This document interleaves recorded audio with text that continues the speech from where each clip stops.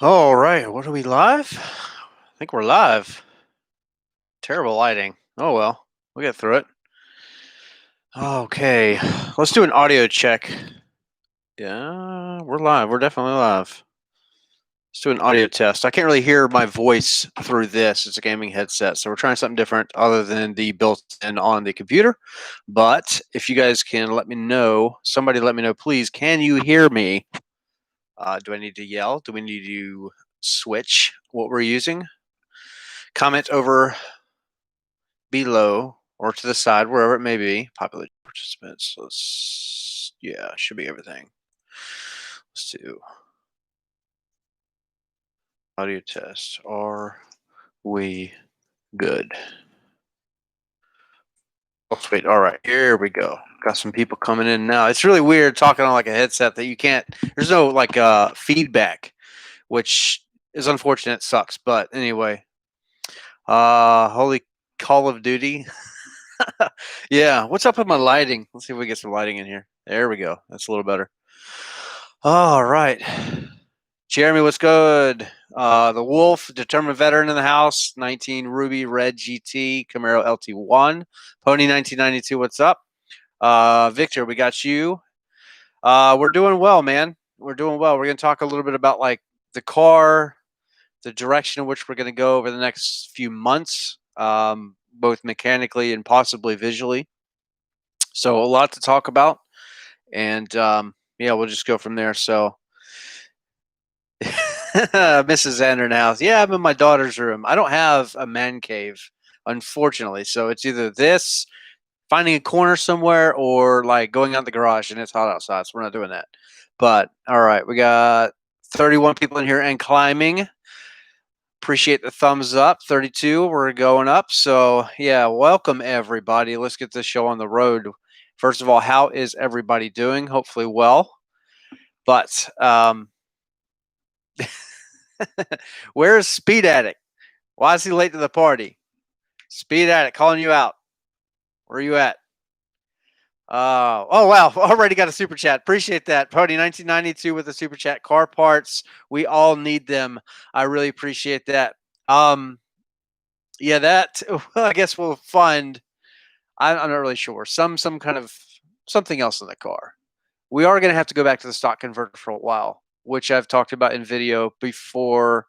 You guys have been keeping up with them, but yeah, I guess we'll address some of that. But live feed and drive fast. Don't let the past pick you in the ass. Yeah, there you go. So, well, I mean, we've been my whole YouTube adventure channel it's been just that. It's been an adventure.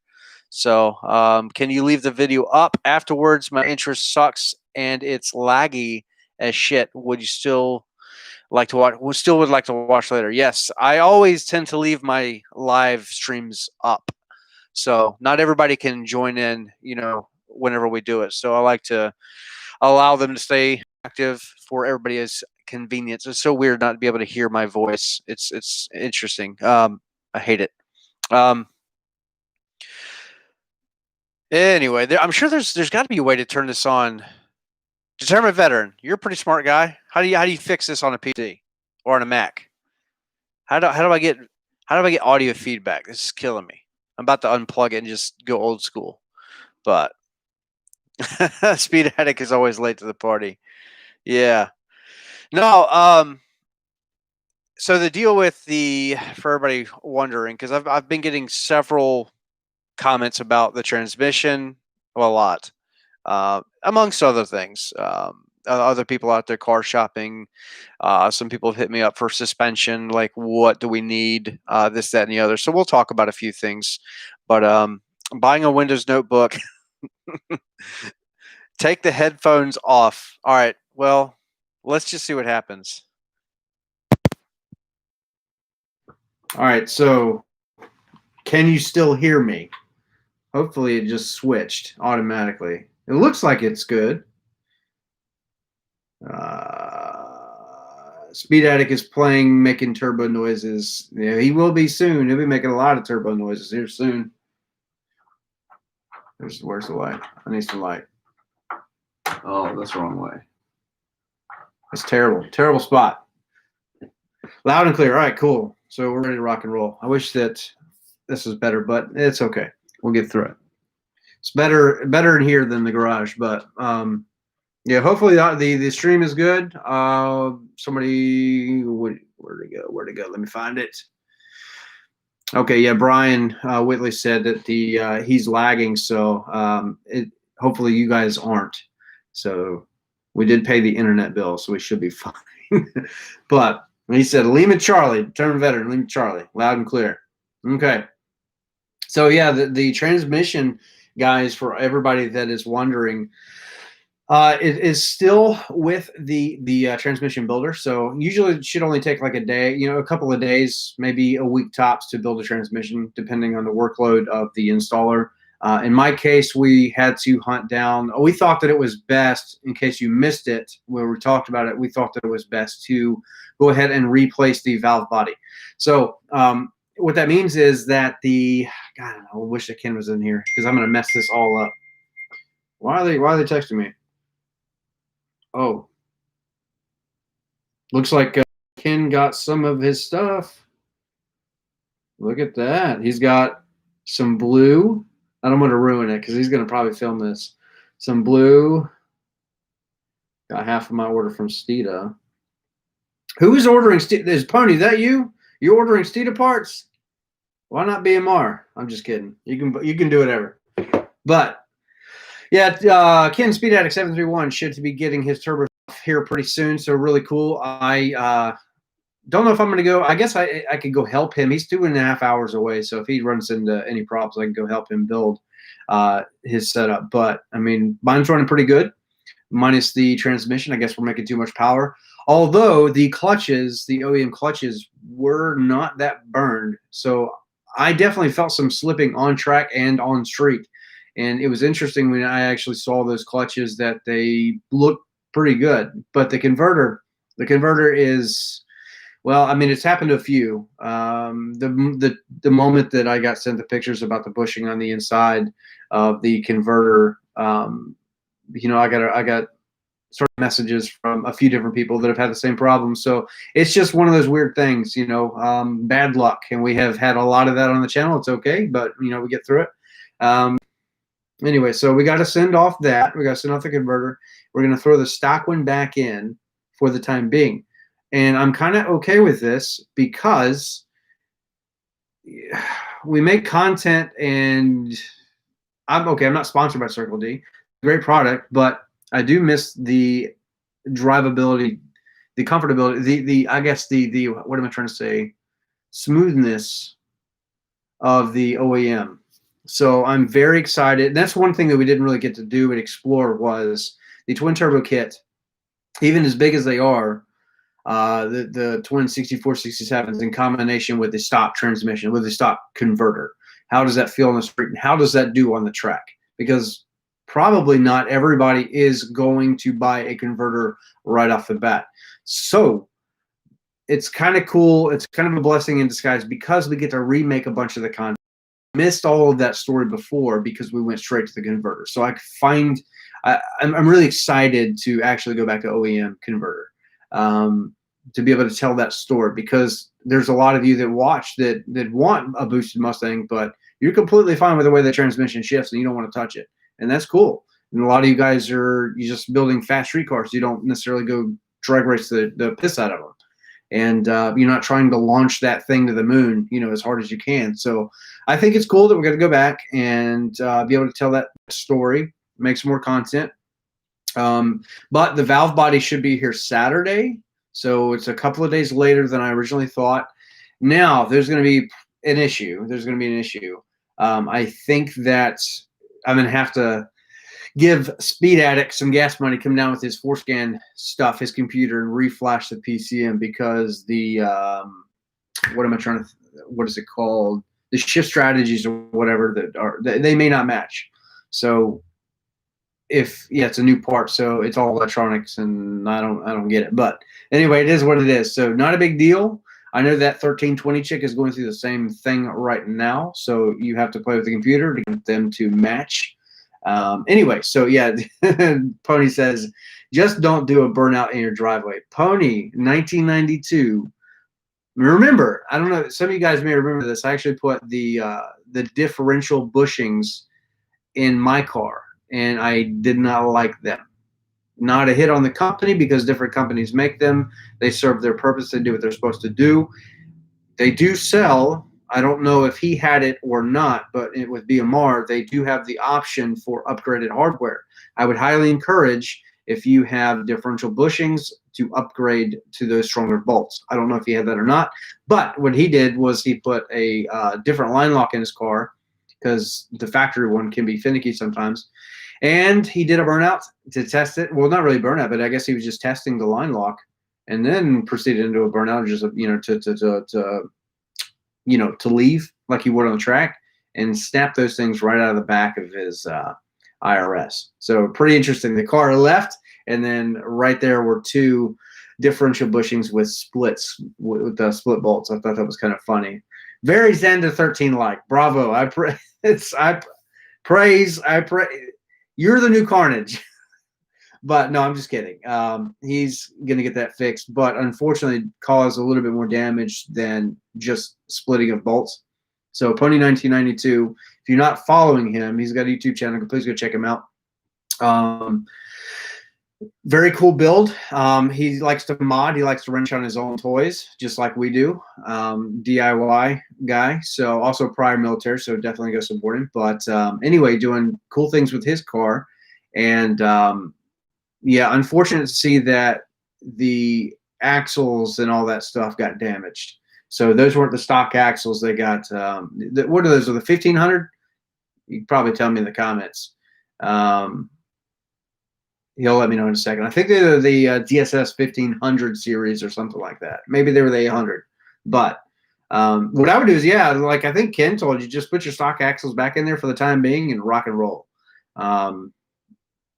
Anyway, so what style headers does have? What style header does men's car have? That maybe is that a different conversation. No money for internet, money for the car. Just saying. I'm reading through the comments, so I'm going to talk and I'm going to read, talk and read like we always do. Good for me. You're a little dark, loud, and clear. Yeah, so unfortunately, I don't have, it's a dark room, and I can't really do anything about it. This was last minute. It wasn't really planned. I just wanted to go live. We released a video earlier today. I don't know if everybody's gotten to go see that, but Speed Addict, I'm sorry, Speed Addict. He wishes. Savino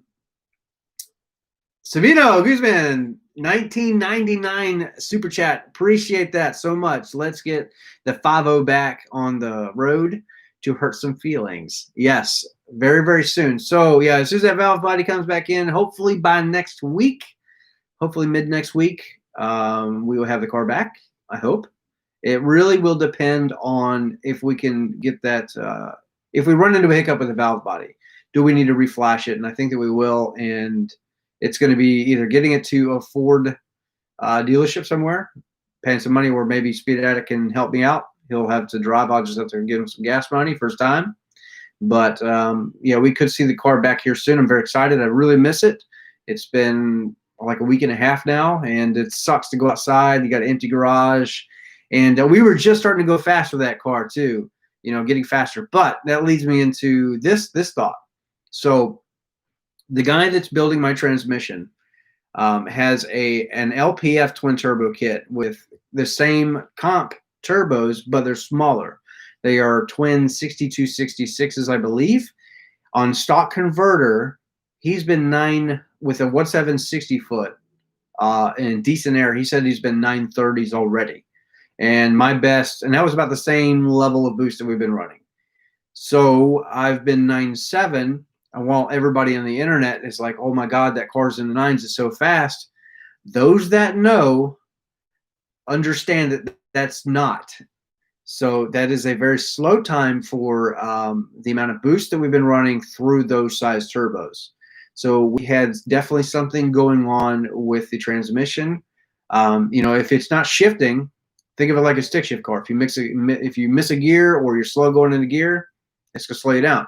Well, same thing with the transmission. So hopefully this stock converter will get us back in the ball game, help us to go faster. We could try the second gear leaf thing again. Talking to Danger Russ, you guys may have seen he's got a orange Mustang, put the thing on the back bumper and slam down. Anyway, very fast car, running low eights, I believe, or mid eights right now. So built motor and all that. But he was giving me some coaching tips. He was letting me know that on his stock converter, the best he was doing with 16266s was like 9 flat, and his best ever, I think, was an 895 stock converter. That was a second gear leave. He said stall that, put a 2-step on the car, stall it up to around 3,500 or so RPM, and hold on. So that's what we're going to do. I think we're just going to maximize content with the stock converter for a while.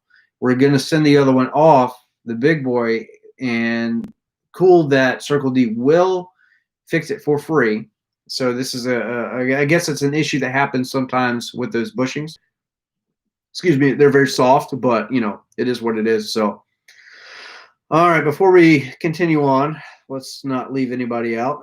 Let's go down the list and come on, Sandra, let's go with the built motor. Well, built motor cost, and unfortunately, I don't have that sitting in my bank account right now. So we want to keep this engine alive as long as possible. We still have I think that we might have something wrong with the DI injectors themselves. Originally, we thought they were port, or we had a vacuum leak or something like that, but there is still an issue going on. It's not fuel system related. We know that. We've confirmed a whole bunch of stuff. And the tough thing is when you have a problem, but you can't find it, it's a big deal. And so far, we have been unable to figure this out. So, but the one thing that we have not really checked, we got to recheck the DI, because the car seems fine when you're Watt. It acts just like a vacuum leak or an exhaust leak, but there isn't one. So it has to be either tune or fuel. Well, it's not tune. We've confirmed that in several different ways. Loading a bunch of different other tunes on the car and stuff like that, to include going to a different tuner and doing some data logging. So the tune seems to be pretty solid. So it's got to be fuel, but it's not fuel system. We have plenty of fuel pressure, but we know that, and if you didn't know, now you will. According to Palm Beach Dyno, with the Gen 3 Coyote, about 60% of your fuel at idle is controlled by your DI system. So if your DI system is acting funny, that can create what looks like anyway. So that's what we think is going on. So once I get the car back from the transmission being built, we're gonna make a few videos or whatever, and then because we also have the brand new Double H from Lethal Performance that Corsa built, that mid pipe. We're gonna test that out, and we're gonna put a head-to-head against the Double X pipe. And a lot of you guys are asking for that. Pretty cool that they sent it to me. It just showed up.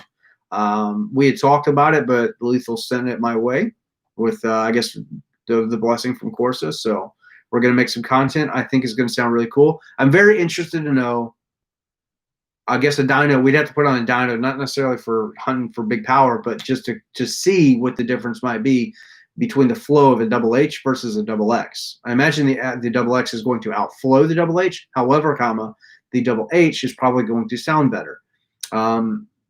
So generally with an H pipe, you can maybe pick up a little bit more torque too, but it's negligible.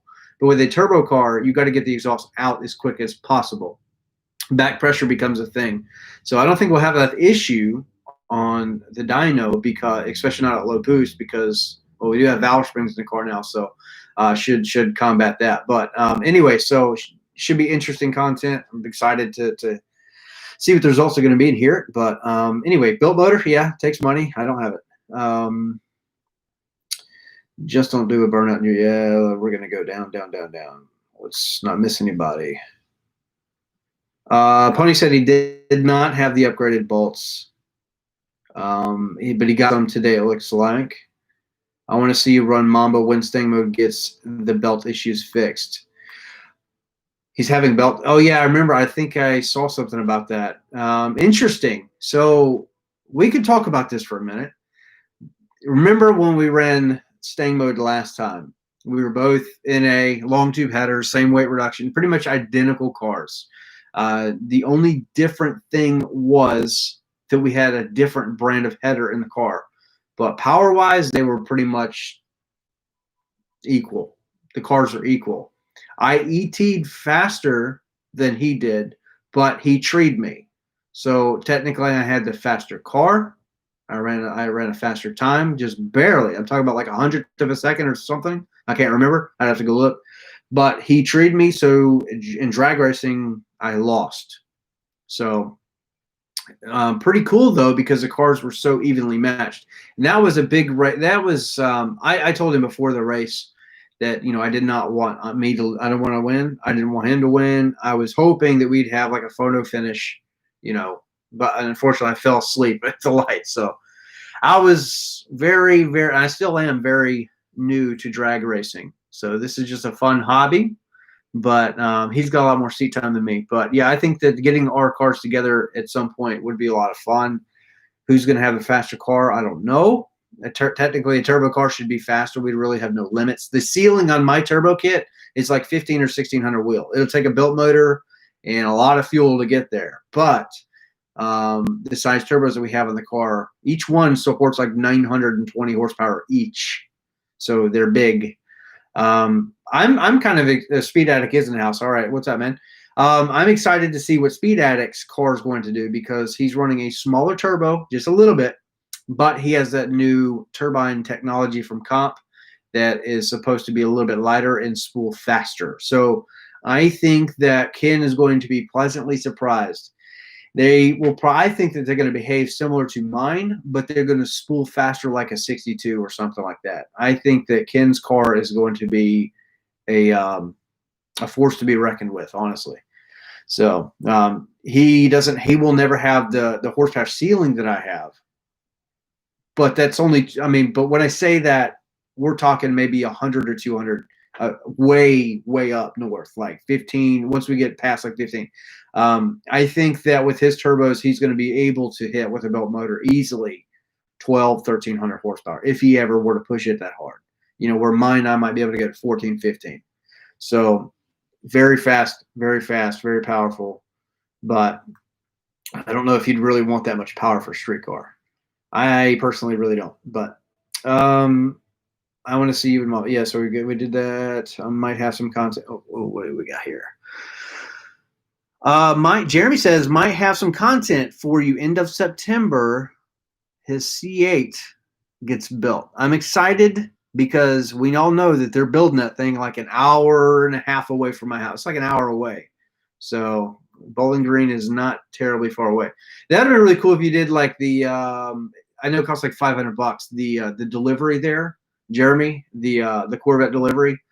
You can't film inside, unfortunately, but I think to go in there and like, you know, have it like prepped and stuff, I think that'd be really cool. If I bought a Corvette, I'd probably pay it. But then again, you lose the file. It's just memories. I'm sure they allow you to take pictures and stuff. So, but the Corvette Museum is really cool. If you go to Bowling Green, anybody in this area, I mean, you know, there's C8s everywhere. A lot of fun. Those things are so sexy. But all right.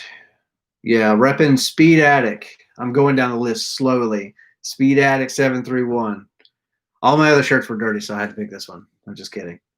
No, he's a good friend of mine. For short turbos, don't Tim. Yeah, still looking for the GT500. Yeah, Speed Addict. Ken, hit up Steve. Get him to take you around NCM in that GT500.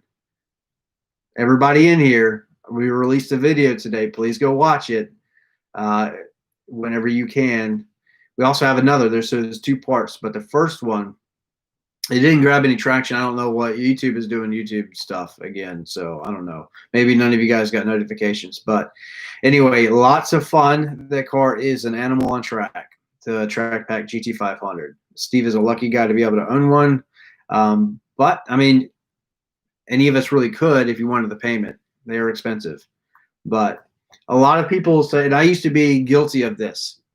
So for a straight line car or a fast street car, The GT500, if I bought one, I'd buy a base, obviously. I don't need the extra track stuff, but it's a really cool car. For a street car, is it worth the $80,000, whatever it may cost?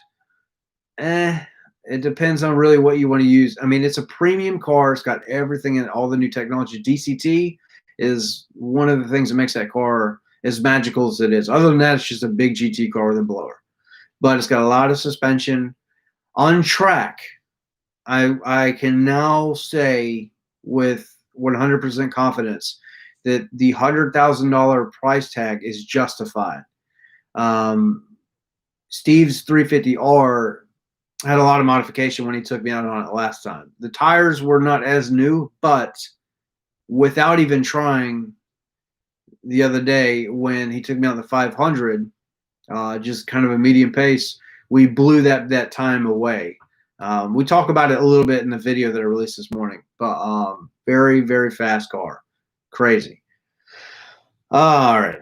So GT500 is awesome. I like it. I'm a fan. All right, let's go down the list. If I wanted to get that to get a Lund and be done. Get a Lund to be done. Well, I mean, yeah, you can, or you can go Palm Beach. I don't hate Lund. I don't hate any other tuner. I just use Palm Beach because our relationship is pretty good. I can hit up my tuner, and he's very quick to respond. I don't have to fight through the system, and Rob takes care of me. So that's why I'm a big Palm Beach fan. And anyway, so but all tuners honestly can do really well. I mean, there's a guy here that's local, Daryl Wingard. Ken has used him before, Speed Addict, and the guy is really good too. So they all have their secret sauce and things that they do, but I mean, you know, that's pretty much it. So all tuners are okay. September is getting built. I'm not big on the 1/4, so the C8 wins for the track due to the C8. Well, yeah, I mean, Jeremy, you're into like the autocross stuff and all of that. That car should be really fun on a road course too. They're awesome. They're awesome. Jeremy, let me know. Have you gotten to like go and like spend some time like in person with the C8? Oh, have you gotten to drive one yet? I don't know if I know you're on the road a lot because you're driving, but let me know. I don't know. Maybe there's somebody local to you that I don't know if you've gotten the opportunity. I have not, unfortunately, gotten to drive one yet, and I would really like to. Haven't even sat in one. I've been very close to them, but not even sat in one. But I know how it's going to feel, the dual clutch transmission. It's going to be fast. It's going to feel good. It's kind of interesting. The cars are untunable at this point. So the HP tuners, I guess, is going to have to crack that code. It's going to take a little while. It's kind of like the C7s. Same deal. So I think, was it Street Speed just twin turboed his, and they could only make X amount of power because you can't really tune it. But I haven't seen his newest video, so maybe they fixed it. I don't know. Am I still cool with Stang Mode? Yes, Stang Mode is my boy. We're good friends. He's busy all of the time. Very, very proud of that man. He's come a long way in a very short amount of time. Kind of left us all in the dust, but you know, it's when he's got tons of content up there. All the YouTubers up there in the same area.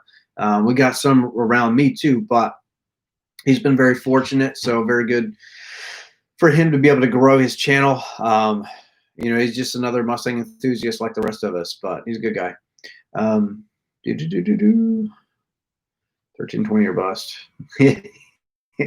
I like quarter mile stuff. I like road course stuff too. If you've never been on a road course with a fast car, it will ruin drag racing. It is so much fun. It really is. But I like going fast. I like going fast Running nines was not as fast as I thought it was gonna. It didn't feel as fast as I thought it was. Like I was a little nervous, and then we were at 9.7s, and I was like, "Oh my god!" You know, the transmission was being weird, but that's honestly, the car is about half a second at least away from where it should be, with the trans working like it should, with the car shifting like it should. So, yeah. Because the guy, like I said, Johnny Brady, that's building my transmission, he's been 930s and with a smaller setup than me. So my car should be a lot faster. And his thing mode's been 940s. Now he put that other pulley on there, so he's running like 17, 18 pounds. And I remember that was a few videos back. He was toying with that. If he's running like 17, 18 pounds is what he said in the video, with a blower on a stock Gen 3. Guys, hopefully you understand what that means. That engine is going to say, "See you later." So those rods are going to exit in a very fast. Anyway, the engine is going to come apart. You can run them. You can run a lot of boost to these cars. A lot of turbo cars do it, but they're a little bit easier on the internals. But it takes horsepower to make horsepower with a blower car. You run 17, 18, 19 pounds of boost. That's a lot. It's a lot for high compression Gen 3 Coyote. So, Speed Addict, let me know. And I think you agree with me. So he's going to be going built motor probably sooner than me. But anyway. Just bought a Velocity Blue 2019 GT, JC did. Premium with performance package level 1 and active exhaust. Looking for the first mods and additional horsepower. Do you recommend long tube headers, cold air intake, and tune first, or something else? If I could do it again, this is what I would do. I would buy, we all know at this point what trim level I'd probably choose again, because I want to go fast and build a race car, so I would not buy a premium. But for a street car, first mods would be skip the cold air intake. Oh my God, I can't believe I said that. You know, I made so much content with one. No, you don't need a cold air intake. Don't do it. It's for the amount of money that they cost. The new, oh, FedEx. What is this? Sorry, I'm look, squirrel. I'm expecting. Oh, I don't know what that is. Okay, I was hoping that was the an update on my valve body. Sorry. I would say skip the cold air intake. I would do a tune and E85 if you have it available. Now, if you go with Lund, you're going to get the opportunity to go with like a flex fuel, and then you can also do their E85 R tune. The difference is that E85R is they give you all of the timing for E85. Flex fuel, it learns on the fly. Technically, they have pretty much the same peak horsepower, but you're not going to get the download punch from the R tune on the flex fuel tune. But it is cool that you can just pump as you go. You want to put E in the tank one day, you can do that, or you can just switch it up. With Palm Beach, technically, with mine, in my case, I've got dedicated tunes for different fuel types. So that's the way that I like to do it. It doesn't take long to switch it on the N-Gauge. That's what I would do. I would buy in either a Lund N-Gauge if you go with Lund. If you go with Palm Beach, which I recommend, I would go with a N-Gauge, a HP Tuners N-Gauge. Don't cheap out. Just buy it. Spend the extra $200. Get the N-Gauge. And if you have E85 available, I would do that. Long tube headers will help you. But you could also just do cat deletes, and you're going to be seeing about a 10 horsepower or so difference, but the cost is different. Now, the cost is pretty far apart from each other, honestly. Long tube headers are so expensive these days, but yeah, they do sound good. They do sound good, but a free-flowing exhaust, as they say. Yeah, I would just skip the. I'll do what you're saying. I would just skip the cold air intake. It took me like 30 minutes to say all that. 19 GT. So JC, is it an auto? I gotta get it on the list. You guys are continuing to talk, but is it an auto or an MT82 car?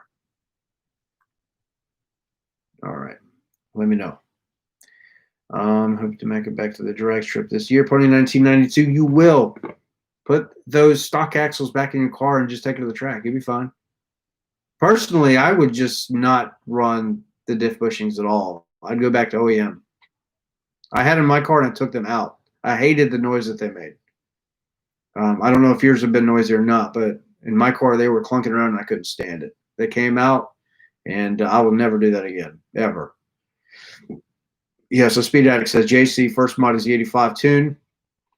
I picked up over 4 mile an hour and 5 to 7 tenths in the 8th. Now, remember, you were just saying in the 8th mile, not quarter, so that's pretty significant.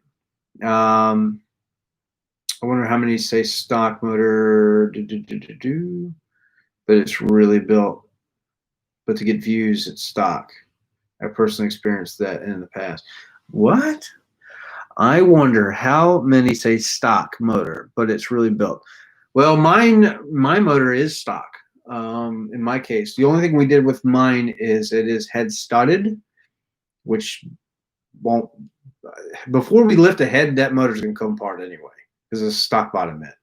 But we can reuse those studs, and we did a better gasket between the block and the heads. That's in my case. That's it.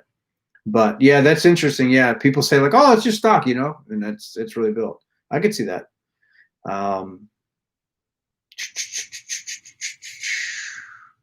500 is Palm Beach and the GT is VMP. Okay. Who tunes Stang mode? Stang mode is tuned by Palm Beach Dyno and VMP. His black car is VMP now because he's running their Odin kit. But the GT 500, if I'm not mistaken, is Rob Shoemaker himself, same as me. And looks like he's got some more modifications coming for that thing too. So I know him a little too well. He says, "Oh, I'm gonna keep it stock. I'm gonna keep stock." Bullshit, bullshit. You are. You're gonna mod the hell out of the thing. See you later warranty. That happens to all of us. But JC said it's a manual, so he's rowing his own gear still. I was a diehard manual guy for all of my life until I got converted, thanks to Stang mode, the 10R80. I like it. I do miss rowing gears from time to time. I really do. But anyway, I actually just got a comment. I think it was today. Somebody left on one of my older videos. It's like, "Hey, oh my God, it's an auto. See you later," kind of deal. You know. In the 1819 Mustang, I mean, 9 out of 10 being sold with the 10R80. They're that good. They're that good. I originally had, I don't know how long you've been on the channel, JC, but I originally had a 2018 stick shift Mustang GT. And we traded that for Hellcat, which then we traded for the car that I've got now. But I didn't have any problems with the trans and the stick car, but I also didn't own it very long. Maybe I got lucky. But yeah, I went from an 18 manual to a 19 auto. So, and I have no regrets. But the advantage to you, though, if you ever want to take that car and go really fast, it's a manual car. So turbo 400, pretty easy to do. With me, it wouldn't be. Watched my video on the OPG install and was big help about to do it on my Johnny Rango. Definitely go check out Speed Addict 731. He's got, maybe you've already done so, lots of videos on OPG installs that are a lot more complex and in-depth than mine. He's a Ford technician, so the information. Now, on some of them, you got to make sure that you watch the entire video. I think it was on his Gen 2 Coyote OPG install video. Watch to the very end because there's you'll just watch the whole video. There's a Ken help me out. There's something that he missed. He had to go back in there and then loop it in. But some people may miss it. But kind of like Ken, if I'm ever watching a video to install something, I'll watch the entire thing and then I'll go back and reference. But yeah, skipping forward in a video to try to use it as like instructional content to build something in your garage is Not the way to do it. You're going to miss something. So watch the entire video. But if I say it's stock, it's stock. Everybody coming in here? What's going on? Full send or no send. I like the way he rolls under. Yeah, we either in or out. That's the way it goes. Right now we're out. We're waiting on the trans to be fixed, but it'll be right. Stamo did it right. He built his trans at the same time. We were going to do. I think the reason we did not do it originally was because we were putting the car back together, and if I remember, I wanted the car back together because we had already been without it for so long, and I wanted the content, right? I wanted to start telling stories, start doing this, start doing that, and if we built the trans, I'd have to just we could just send it off, and then it would have probably added maybe a couple of weeks or something like that. But for whatever reason, we put a converter in it instead. I should have sent the transmission off at that point. It would have been a lot cheaper. So if you ever have your engine out of the car, and yeah, if I could go back and do it again, 100%, I would have sent that son bitch off, had it built, and then brought it back, and we would put the car back. I was excited. I had my new engine. I had this. I had that. And the new K-member. I had all this stuff. The car was coming back together. And I was like, man, I'll just do it later, right? It's too easy to pull a transmission out later. Well, yes, that's true. But it's definitely cost me some money since then. So I should have just done it right from the first time. Now, if we had built that transmission, and by built, I mean clutches, that probably would not have saved me from this converter issue. I will say that. So they are separate issues.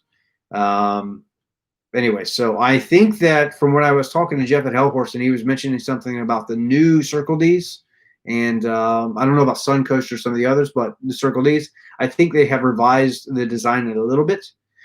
So very recent. I've only had my converter for a short period of time, so I think they are definitely on to what's going on, what's happening with some of the crowd out there, having a few issues, but not a very common thing from what I hear. Just something unlucky that happened to me. Go figure, right? But anyway, I suck at reading the comments while I talk, so just bear with me.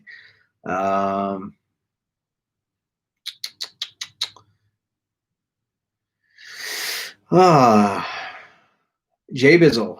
What does he say? Alex, I have a 2019 GT Premium 315 gears. I'm getting an N-gauge and a JLT cold air intake for $300. Should I change the cold air intake or keep the stock one? And should I keep the stock gears? 315 gears I would keep, yes. I actually switched to a 315 from a 355. Because, and especially in a quarter mile, you want to stay, in my case, we got 10 or 80. So you want to stay the hell out of 7th gear with boost. You will overspin that blower. You will hurt it. As far as I'm getting an N-gauge tuner and the JLT for $300, that's a hell of a deal. For $300, if you are buying the tuner and the intake, throw that intake on it. It ain't gonna hurt nothing. But if you were buying it brand new, I probably will never buy an intake again, at least not for full price. They just don't seem to, they flow, these new factory intakes seem to flow plenty. You will pick up some with aftermarket, but the price, I think, is getting a little out of hand. These things are becoming very expensive for, you may spend $400 or $350 or whatever for the intake itself and only pick up maybe 5 horsepower. Now, if you're going max effort, is that worth it to you? Maybe. And you're also going to have to deal with IATs. So I actually switched when I was in A back to the stock intake. And we did a video comparing IATs, and they were similar, but the stock airbox did better a little bit. Did I lose any power doing that? I don't know. We didn't put it on the dyno. But if it's really hot, you could also go back and forth. Maybe have a tune for both, stock airbags on the other. So when it's colder outside, put that intake on and, go out there and have fun. And when it gets really hot, like it is now, go back to your stock airbox. Maybe that's an option for you. But yeah, definitely stay with the 315 gears. I would, because you may want to boost that car at some point. So Yeah. So yeah, Jay, you do, and going down, you say it's a 10-speed, so 315 gears for the win. 355s won't hurt. It depends on if you're going to stay in a, or whatever. Do you want to drag race? It depends on your build. But in my case, 315 gear is where it's at. Tyler Parker says the 1080 is an animal compared to the MT82. Yep, it sure is. Put a clutch in it in the 85 and a tune. All righty. Oh, my mother's in here. Judy Alvord. What's going on, Mom? I just skipped a bunch, people. I don't want to do that. Who is doing OPGs on a Predator? Interesting you said this, Determined Veteran. Jack, I was actually really shocked. I don't know if anybody is. Before I say anything bad, I don't know. Ken, I don't even know if you know this. Is the oil pump any different than a Coyote? I wonder if the gears themselves are the same. If they are, I'm shocked that Stang Mode did not do oil pump gears when he did when he had that front when he did the cams. I'm pretty sure he didn't do that in video, but I would have. But they may not be available yet for the GT500, so that I don't know. I don't have one, so I'm not shopping for one. But anyway, Mustang Mode and Ken all have stock engines that have been built, so the three of you should be a very interesting race. Well, I mean, we have mods to the engines themselves. Internally, they're all stock though, so they will only last but so long. We got to be careful. There's a saying: you got to pay to play. Right now, we're playing a dangerous game. You're chasing boost with the stock internals, and it'll get you only but so far. David Van Voorst, I mean, his was a true testament, though. His story that he told with the stock Gen 3 is a real true testament to how good the Gen 3 Coyote is. Good fuel. He only ran that shit out of the bottle, out of the cans or whatever. I doubt that he used pump 85 or anything like that often. So strict fuel, very safe tuning, and you can throw some boost at these cars. But there is always that chance that something could go wrong. It is a high compression engine, so.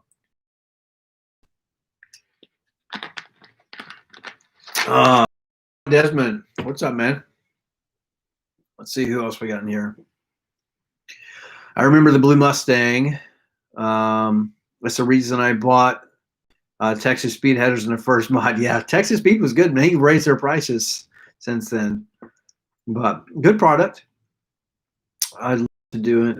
There are different setups.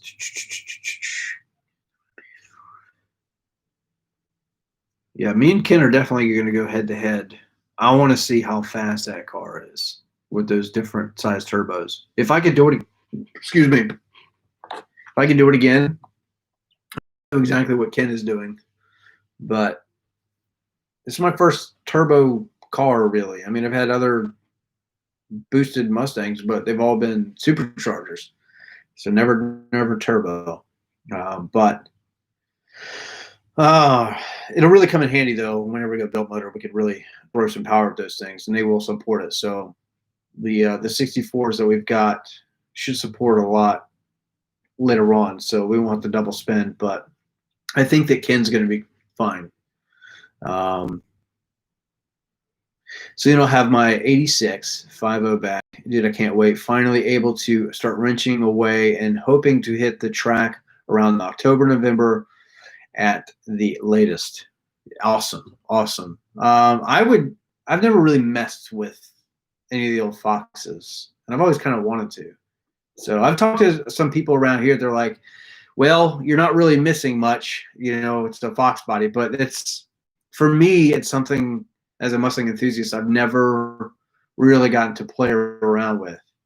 Anything, Fox body or older. And everything else newer than that, sure, but you know, the older cars, I would kind of like to tinker around on one. I think it'd be a lot of fun. But I'm excited for you, man. So should go fast in October, November. The air is going to start getting cooler. You're going to have some good DA, I hope, and go fast. I might blow my stock engine. What? Speed addict. A friend of mine went boost, so he is selling it to me. Ah, okay. So you guys having a sidebar conversation there. What's going on, everybody? JB's Garage, Slow Speeds. We got a bunch of people in here. If I'm not calling everybody's name out, don't think that I'm not appreciative, but I suck at trying to multitask here. Sorry. The reason is I got carried away in my conversation. You guys are having one over here, so I'm trying to get caught up. 17 PSI will be over 1,000, maybe 1,100. Doubt he'll be able to run that high on stock engine. You talking about me, Ken? I know you typed this probably about 30 minutes ago. I'm sorry. But anyway, 17 pounds. I mean, it's a lot. But yeah, that'll definitely be good for 1,100 horsepower, especially in a turbo car. 1,100. That's a lot for a stock engine. That is a lot. Same stock. Yeah. I don't want to.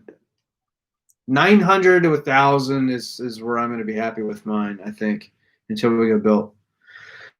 And when I do that, though, I think we're going to replace heads. I think I'm going to go build long block.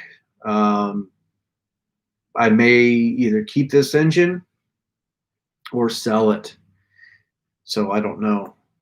Depends on if I have something else to throw this one into. But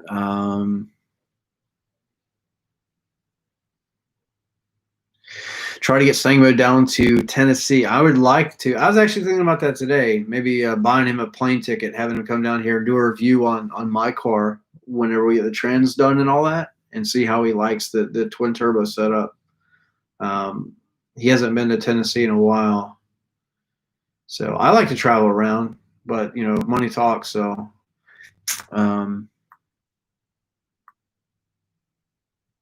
I told him I'd love to have like a big truck, race trailer, and just travel.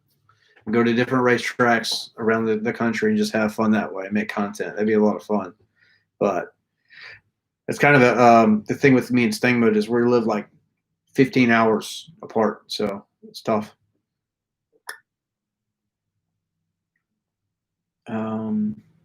If you have 355 gears, you can run a 315. Boosted works. If I could do my build again, Keegan says, if you could do my build again, would I go supercharger or turbo? Well, turbo. Yeah, I like the way it behaves. I might go with a smaller size turbo. Like I was saying, I may do something smaller like Ken, maybe even 62s. So you just they spool a little faster. Mine spool fine, but they are bigger, so it takes a little bit more. Well, when you're on track or when with the 1080, once you shift it, it really only matters because when you shift in that next gear, it's shifting in a higher RPM. So you're already there. You're already in your power band. It's really just that first punch of acceleration. And everything after that, you know, it's pretty much the same. The thing with turbo cars is they're going to make a lot more torque all day long. They're going to make more horsepower and more torque, and it's all free. It's exhaust driven. It doesn't. You don't have to take horsepower from the engine and spin a blower. So parasitic loss is not. That's why turbos are so good. And that's why you make so much stupid power with them. It's just in both situations, both cars, you're going to expect, you know, they're going to breathe out the back end. You can have exhaust, but the turbo, you're just reusing that to a point. You're spinning the turbine. You guys know how it works. But Gavin had his Gen 2 with right at 1,000 for almost a year, beating the crap out of his car and held in there. Yeah. And he broke a ringland. Yeah, eventually you go big power, eventually things will break. Things will break. Dill Space. What's going on? Everyone's got one RTR. What's up? Jim Alvarez. I've seen people near me push them over 1,000 for a while, but it's a gamble. Yeah, you can do it, but it is a gamble. I know with Stang Mode trying to push 18 pounds on that stock Gen 3. I know he's probably already got it lined up from L&M, a built engine. They're probably already working on it. But if I had a built engine ready to go, and that was kind of the plan. We got away from it a little bit. We were just going to go stock bottom in for a while, and then just piece by piece, we were going to go start assembling the parts for a built engine. And I was going to just buy like a naked long block, which is not that bad, like $800, right? And then 1 month we'll buy this or that or whatever. And unfortunately, we haven't done that yet. So I need to get back on track, start saving some money and buying pieces here and there, because eventually we're going to have a problem. It's going to happen. It's inevitable. But anyway.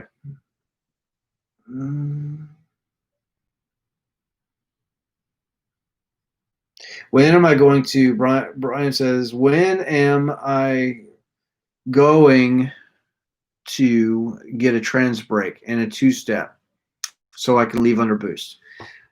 Well, talking to some very fast guys out there, twin turbo guys, a lot of people like the Transbrake. I think that I'm not going to mess with it, at least not for a long time.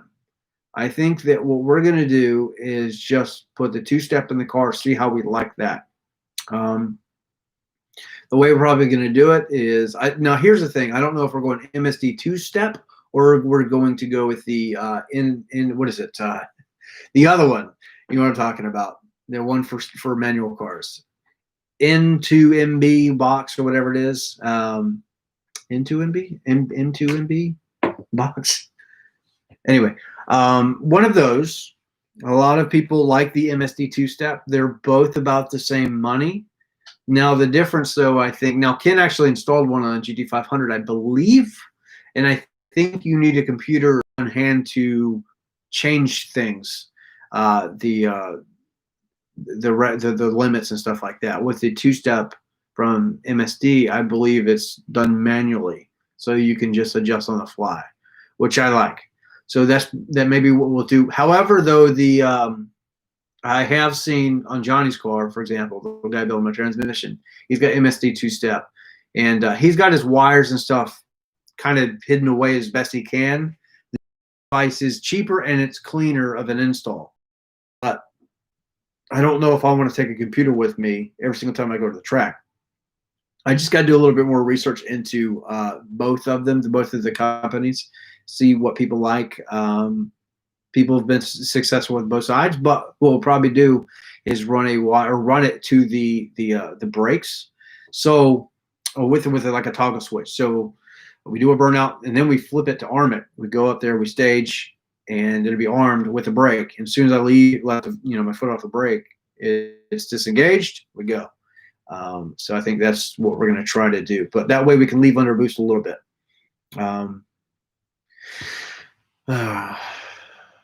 Determined Veteran race trailer is my next purchase. I wish I could afford that, man. I need one. Some kind of, even if it's like a cheap flatbed.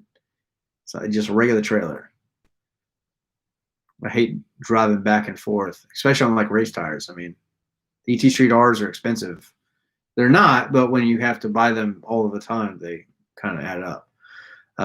My mother, Judy Alvor, sent me a super chat for $10. I appreciate that. Thank you. Hope you're doing well. I'll call you later. DV, how's the 350 doing? I think he's going to have his car back here pretty soon. I'm excited, man. Determined Veterans car, 1,002 horsepower, guys. GT350R, 1,002 horsepower, and ran out of fuel with about $6,000, 6,500, something like that. That's just when it's starting to party, man. This thing's revs to the moon. Yeah, he needs a little bit of a fuel system. He's gonna make more than 1,000 too. I promise you that. But that car Guys, Determined Veteran, his YouTube channel, the content that he makes goes towards veteran charities and stuff like that. So he's also got these posters, man. We put them on my Instagram, and they've been in past videos and stuff like that. He's got a limited supply, but they look like they're straight from Ford. So definitely go check out his Instagram and his YouTube channel. Check out the posters that he has got available. Limited supply, I do believe. I don't think he's sold them all yet, but they are going fast. And anyway, all of those proceeds go towards like 22kill.com and some of the other charities that he's working with. So, I think that they're fantastic looking, dude. Those posters are great. We need to definitely do something with that, something like that with mine. Speaking of which, hang on, we'll hold that thought. Cosmetics. Somebody remember I said cosmetics. I'm gonna finish up these comments real quick before I lose my train of thought. Will I go to the 4-to-1 header? Yes, 100%. So if you buy Hellhorse Performance twin turbo kit now, I think it's starting now. I'm not so sure that you can even get these stock modified headers anymore. So now it's standard, the 4-to-1. And we were actually talking about this yesterday. I was talking to Jeff, and seems like a really cool decision, smart decision on his behalf. What he's trying to do is put together I'm telling you, Hellhorse Performance is going to steal the market out from everybody. The kit that he's got, the kit on my car I love, but the one that you're going to be able to buy in a couple of months is going to be out of this world. It's going to be highly upgradable. I mean, he's trying to put together like a 2,000 horsepower capable kit. Like you can customize it up to that point. Hellion's got, they've got great products. LPF's got great products. But Hellhorse is got some tricks up their sleeve. And I think that you guys are all going to be pleasantly surprised with what this product is going to look like as it develops. So, it's a kind of a newer brand, remember, and it's just constantly being revised and developed. And I love it. I can't wait to see what's coming. But yeah, his 4-to-1 headers will eventually find their way on my car, 100%. And anyway, so let's continue on. So if you were looking for a Elbrock Stage 1 kit, only about 2K miles. My buddy is selling it. A reason he's going turbo for his 18. Everybody always, I've seen it time and time again. People will put blowers on their cars and they go fast. They have fun with them for a while, and then they rip them off and they go turbo. That's one of the reasons I went turbo. So yeah, like I said earlier, from the question was asked, if I could do it again, what would I do? Turbo, because that's why. I don't want to spend twice. I like the adjustability of the kit.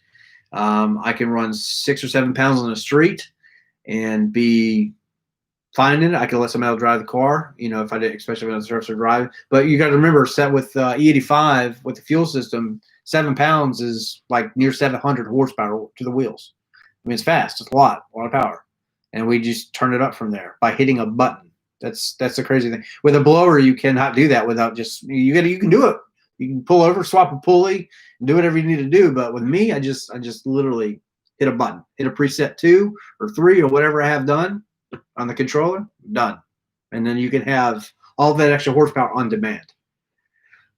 Yeah, twin turbo is awesome. Now there's more maintenance and stuff like that with turbo kits, and there's some things that can go wrong too. But I mean, pros and cons to both sides, I guess. But anyway, Edelbrock seemed like it was. I was originally going to do an Edelbrock kit, if you guys remember, and then we changed our mind. But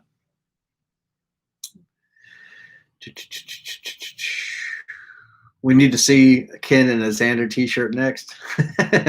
I need to get my butt in gear and make some more merchandise. I have some really cool ideas, and I just haven't done it. I don't know why. I need to take a day and just develop some stuff and put it out there. The thing is, I'm still using like Teespring. You can still buy stuff from Teespring, but I hate Teesprings, and most of you guys probably agree.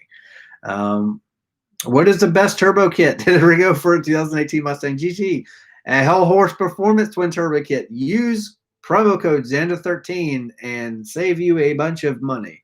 No, seriously, hit up Jeff, Hellhorse Performance. Tell him I sent you there. I mean, I'm running one. Ken SpeedX731 is running one. Determined Veteran is running one. Gavin, it's just a 6, has a Hellhorse Performance twin turbo kit. So if you want the newest shit, the best shit out there that's being developed right now, especially with the 4-to-1 headers coming out, I mean, they're comp turbos. They're oilless. They have air-cooled turbos like on Jack's car, or you could use something like mine. Me and Ken, we're using the water-cooled, so they're coolant-cooled instead of oil. So it doesn't look like a hot mess. You're not tapping into oil pans. You don't have to worry about oil leaks, this, that, and the other. Easy install, easy setup.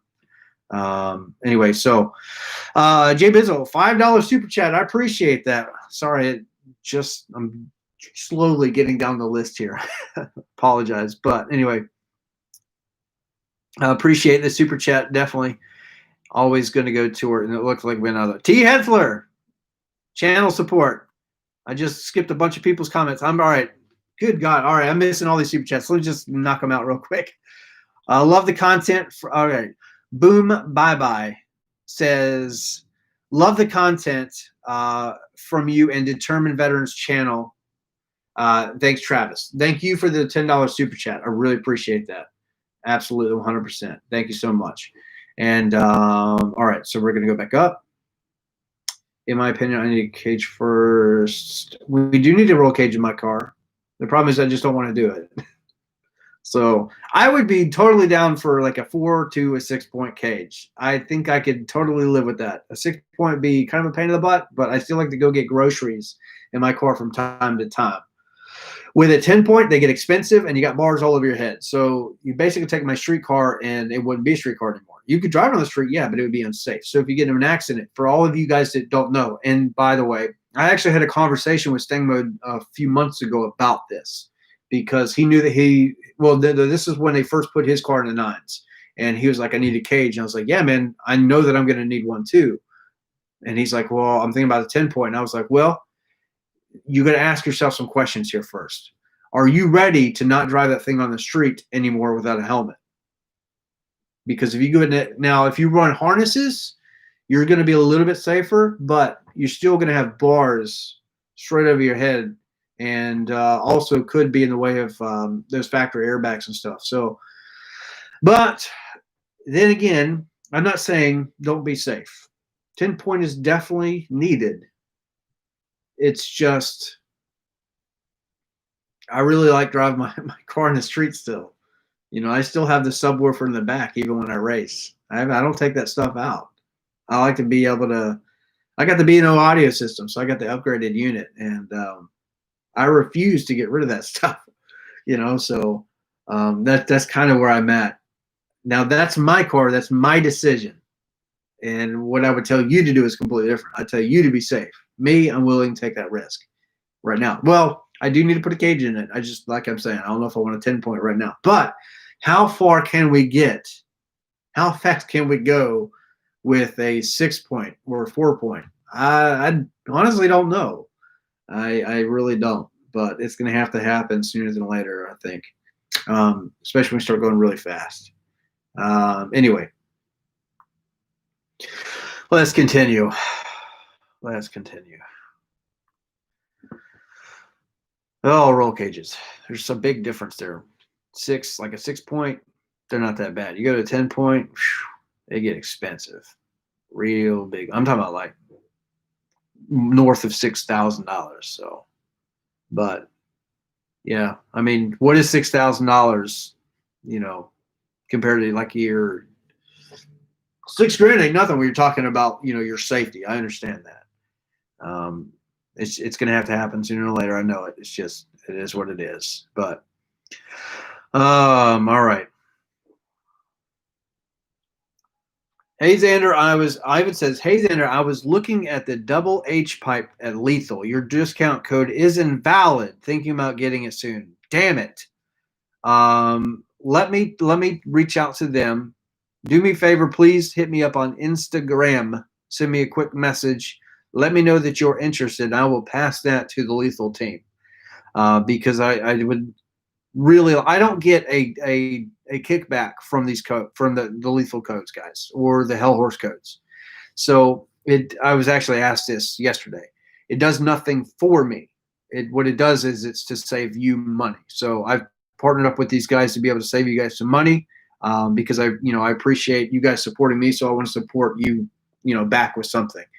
And this is my way to give back. So if I can support you with a code, you save some money, there we go, all the better. But if the code is invalid, yes, thank you for letting me know. I will pass that message on to them, see if we can get that fixed. Now, speaking of that, of which, I don't know if they have the double edge pipe on the Corsa website because it is a Lethal Performance exclusive, but there are certain maps. I think that there are certain restrictions from some of these companies where some of the codes work, some of the times they don't. Like also, for example, if they're, let's say, doing a Black Friday sale or something like that, my Xano 13 code might not work, or it may only save a small amount. So, you can't necessarily stack them. That's just kind of how it works. But yeah, I'll let them know that you're thinking about it. And I'm very excited to put the double H pipe on my car and see how this thing's going to sound. One of my favorite things about my car is the way that the car sounds right now. Before, it had the Corsa long tube headers, catless, double X pipe, and their active exhaust, their valved active exhaust. And it is loud, like really, really loud. I don't mind loud cars, but it was really, really loud. But what you buy into when you buy the Xtreme and the headers and no cat, right? So I knew what I was doing. Very cool sounding, car. I love the way it sounded. It was just very loud. But when we did the turbo, significantly quieter. Anyway, so what it did though is turbo sound a little different. They sound deeper, and it killed about half of the volume, and it made the car very, very deep. So, and I like deep sounding cars, so I'm very excited to hear what double H pipe is going to do, and when we replace the X pipe, the double X. So, but it's cool because I can go back and forth. So I want to also do a dyno test, like I was talking about earlier in the live chat, and compare the flow rates to both. And anyway, after this month is doing the 4-to-1 headers. Yes, can I have? They're giving the 4-to-1 header kit.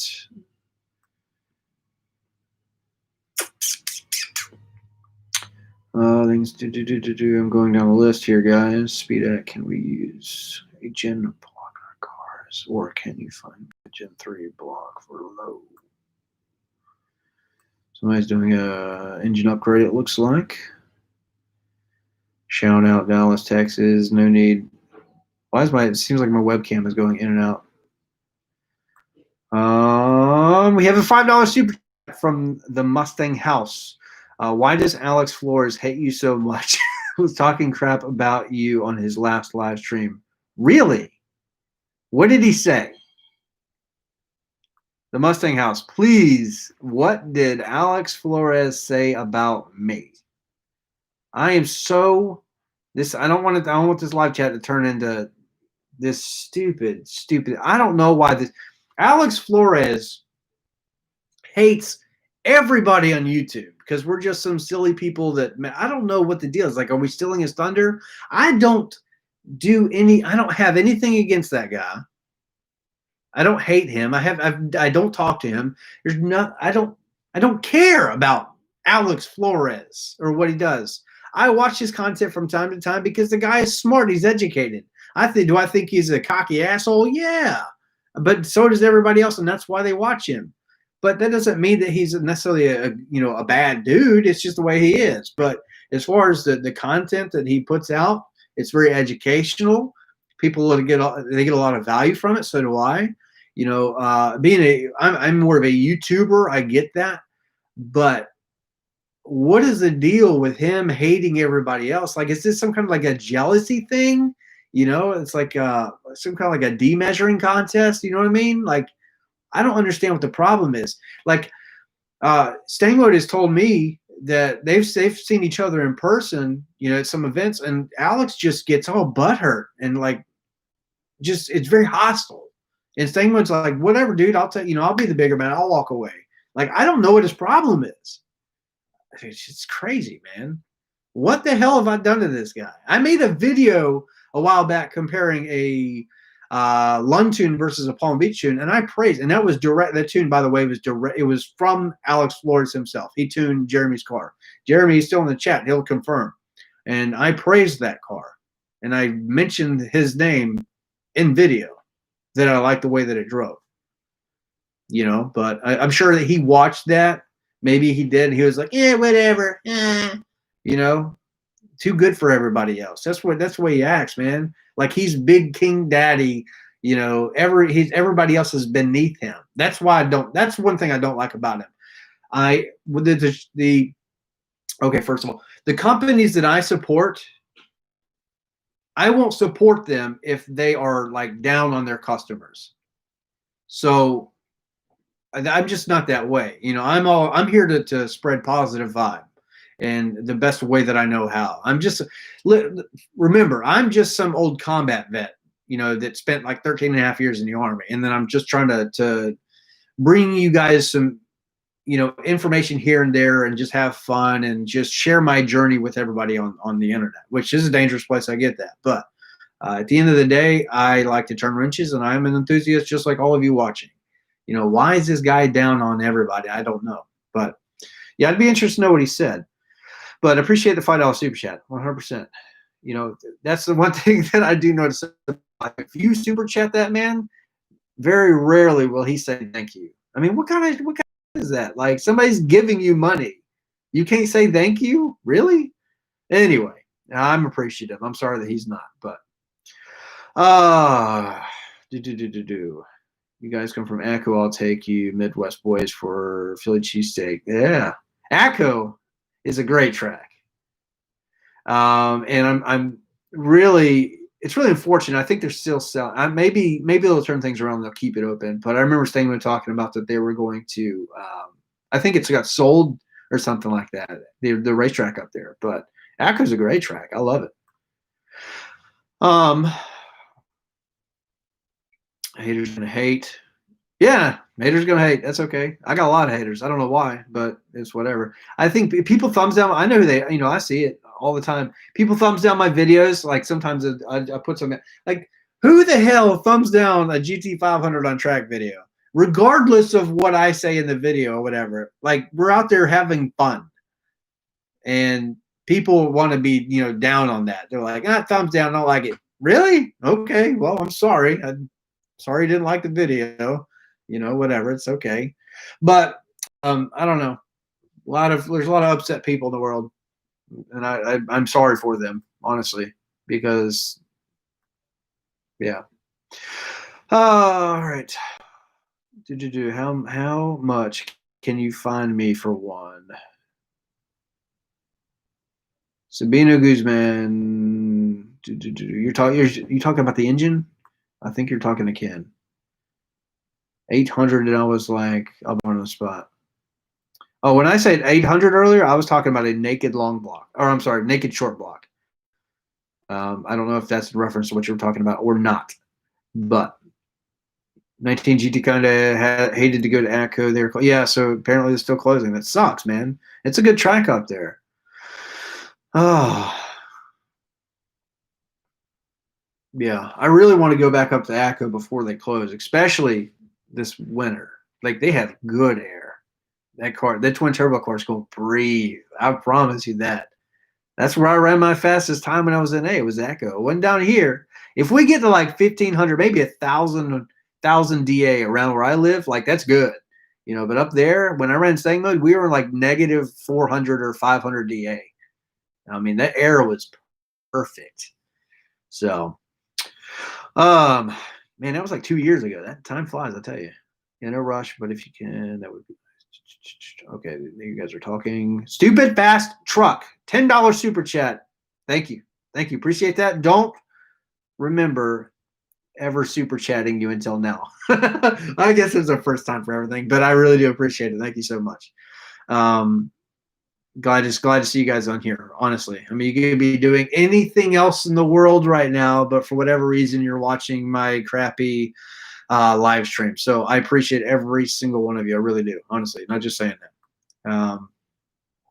Anyway, we're going to, God almighty, I missed a lot of chats here. A lot. Okay. Let me go faster. Let me take something to drink. Let me get something to drink real quick. We're going to speed this up. Been live for an hour and 20 minutes already. Okay, so good deal. The track was still open. We're going to go. Where are you located? Post this. The track video that I posted earlier was great. I loved it. I appreciate that. It was a lot of fun. GT500 track pack on a road course, bucket list thing to do. Honestly, that car is really fun, really fun. And I wasn't in a harness; it was just a regular, seatbelt. So I was really getting tossed and turned. It was. I'm surprised I don't have bruising. I almost mentioned that video when he's going around when you're in just a regular, because you don't have anything to hold on to. It's actually painful. The strap, it's like cuts into you. With a harness, it's not so bad. You don't move. But anyway, it's very, very, very fast. Like when you watch the videos, like a road course video, and with a car like that, it looks fun. It looks entertaining. But being there, if you've never done it, it is wild. Go do a road course. Find somebody with a fast car that'll grip really well, like a GT500 or a GT350 or something like that. Pay them money if you have to take you around track and go fast with a good driver. It is like life-changing. It ruins drag racing. I really do. I love to drag race, but road course stuff is fun. And I wouldn't even drive in the car. It's just riding. It's a crazy roller coaster. It's wild. Speed Addict, I'd wear a shirt if he'd get me one. I tell you, I gotta start up the merch stuff again. Business cards would be helpful to have on hand. I have some Corsa ones. I need to make some more for the channel itself. I still have not even LLC'd this YouTube channel. That's bad. I need to do that. I don't even know how I got through last tax season, but somehow it worked out. This next year, I don't know. What's my number one goal to reach on that stock motor? 890s in a quarter. I don't really have a horsepower goal. We know, because it's already been done from a bunch of people on the internet, that car will do 15, 16 pounds of boost and hold together. Maybe not forever, but it'll do it. 17, 18 pounds, it will do it too. Come apart eventually. But yeah, let's say 14 to 15 pounds, good tuning, good fuel, very strict fuel. I mean, you got 1,000 horsepower all day long from a twin turbo car. So if I ever say my car's 1,000 horsepower and I haven't even dynoed it, I mean, just go look at everybody else that's done it. It's kind of a proven recipe. But 890s, I would love to do before we go build. 9.0s, I'd be really happy with. I got to be faster in Mustang mode. I got to run faster in Mustang mode because we have a twin turbo car, so it has to. I appreciate the content and answering the question. Yep. Plan on bringing the I talk about cages once a week. Me and determined to talk about cages a lot. 19 GT Xander, keep at it, wrenching on learning. I told you before, and yeah, perseverance is your best asset. You were absolutely right.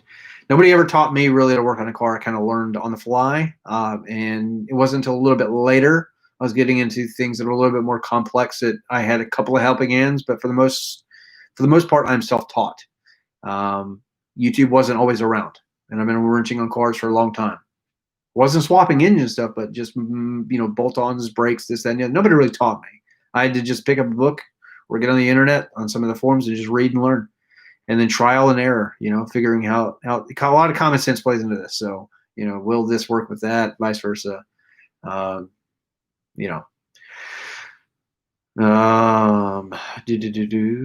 Staying mode needs to take his 500 on a road course. He needs to do that. $750. $750. $7,500 to do a 10-point on Stormtrooper if I keep it. Holy crap. That's what I'm talking about. 10-point cages are no joke, guys. They're expensive. And then do you really want to spend? You want to have bars all over your head in a street car? You know. The worst thing, 19GT says, the worst thing I did was cage 2 cars I built. I'm done with this bullshit. I just go slower. You are 100% correct, I think. I've had a cage car in the past before myself. It wasn't a 10-point. It was never that fast. But the 6-point, it was more of a headache to live with, 100%. And that was my baby, and it turned into like this caged thing. That's why with my car, we'll just go slower. I refuse to get rid of some of the stuff. I do not want to tin can this car. If I do, it won't be for a couple more years. Let the thing be paid off, then we'll strip everything out of it. And by then we'll have another car on the channel, or 2 or 5, who knows. And then, that thing will go full race. But is Stormtrooper sale? Determined Veteran, I think, is still selling his car. Things like when I will get it with him for price. I'm not going to say what it is, but Maniac S550, what's up, Xander? What's the most boost you have seen so far? I think about 13.5 pounds, I think. That's about it so far.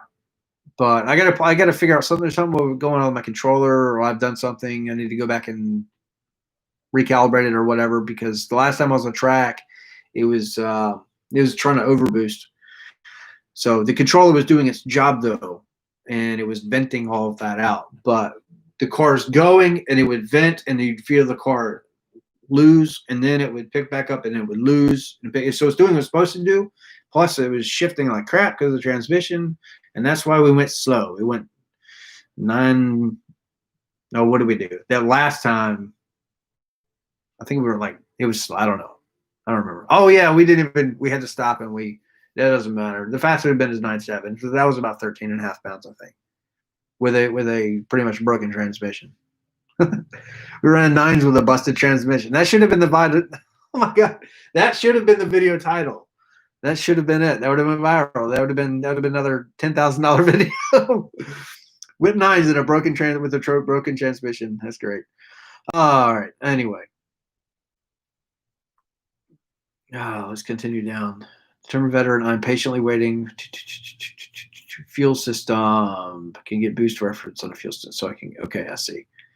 You guys are talking. Jeremy Winslow is going to get a C8, he said, in September-ish. And you guys are probably way ahead of me at this point. I'm trying to keep up. So it's probably already been covered. And it has, second week of September. Oh, my gosh.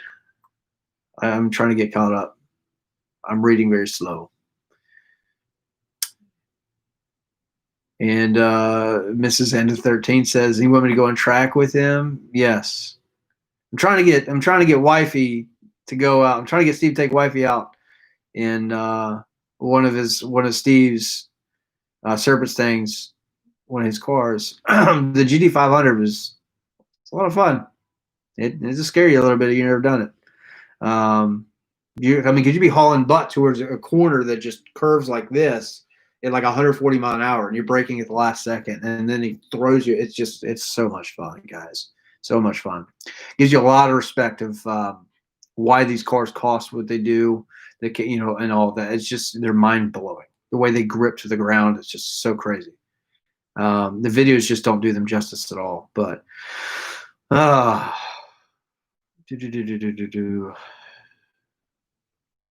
Santa 13 says, "Give me a decal maker and I'll make a shirt press." Do I need to do that? It's a good idea. Watch those bolts on the IRS bushings. They broke on my buddy's car.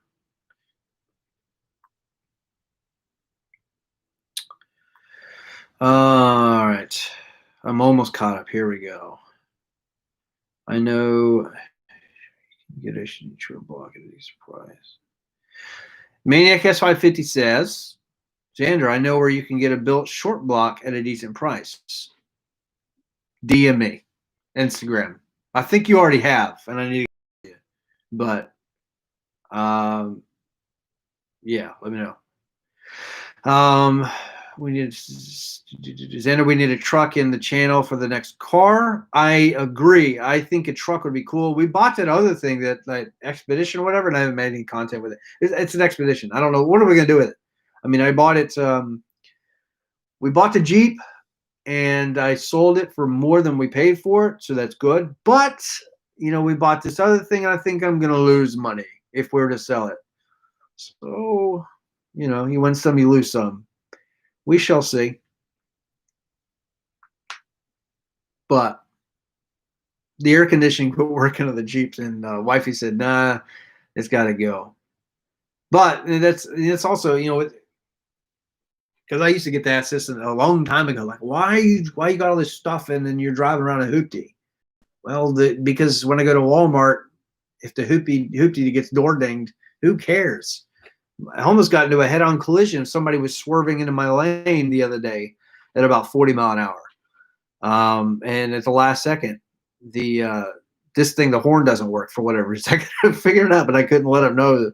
So I gotta make sure that I fix that in the next couple of days.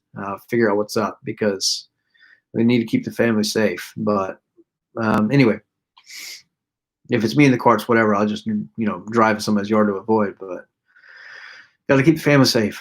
Then we need a truck on the channel. Yes, I agree. We need a truck on the channel.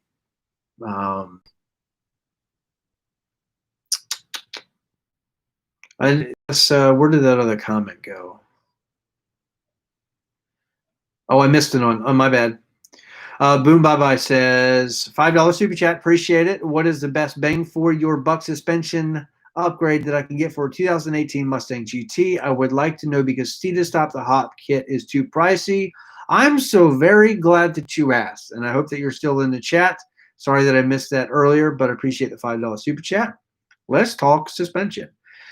According to BMR, and I support this because we have tested this time and time again, you honestly don't need much. So a good starting place to, so with BMR, a good starting point is the CB005, and that gives you the Cradle lockout bushings, and also gives you this like V, like an L arm, which is it gets rid of the little flexible plate in between the subframe of the bottom of the car and the IRS itself. So it replaces that, and it's more rigid.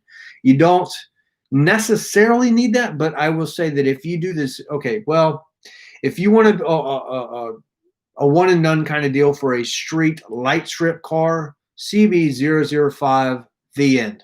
Honestly, it's that good. Like 90 to 95% of your wheel hop will disappear with that one modification. And it's cheaper than Steed Stop the Hop stuff. And I think it works better.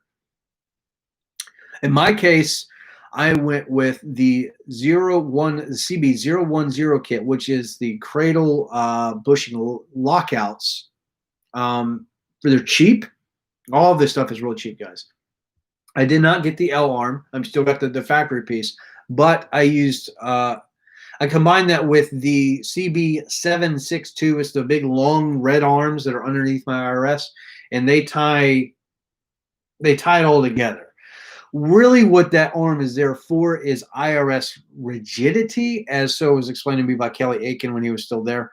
But what it also does is it helps firm things up, and it gets that CB762 kit with the 005 or the 010. They all work together, and they supposedly get rid of about 100%, like 90, 95 to 100% of wheel hop. I have had no issues with my car. One of the best things you can also do to get rid of wheel hop is a good tire. So a sticky tire, and make sure you're setting your tire properly, your tire pressure when you go to the track and stuff, and that will help. You know, if you got a hard street tire on there, it's going to bounce around. It's not going to want to grip. It's just going to want to bounce and skip. So a soft race tire will help. But yeah, you truthfully don't need a whole lot. I have, what else have I got? Adjustable. I've got adjustable toe links in the rear to help set the contact patch alignment, so I get a better contact patch when we launch. We did vertical links. Vertical links should be like your last thing that you ever do, and you don't need the real expensive one. BMR sells some that are like $80 or something like that, and they have a grease fitting on there. I think that they are the only little Zerk fitting on the side.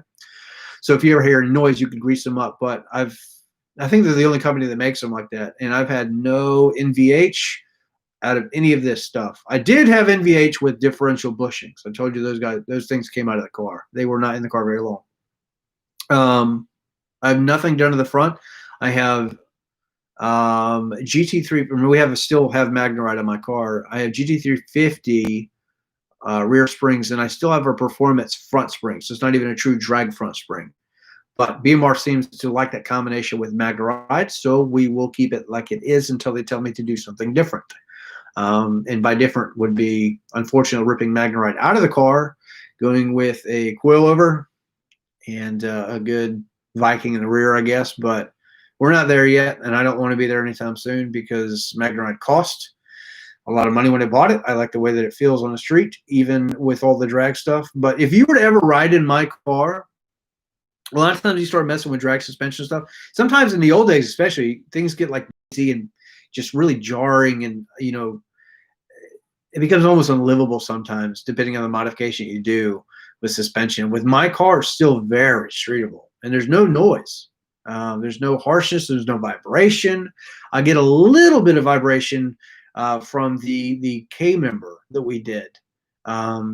It's just the nature of how it is. It replaces the engine mount bushings with like a thick, heavy-duty polyurethane. So there's a little bit more vibration there. But my car is, for the most part, still streetable, very much so. But yeah, truthfully, you don't need a lot in the rear end for wheel hop. Go with BMR. Use promo code ZANDER7, ZANDR 7.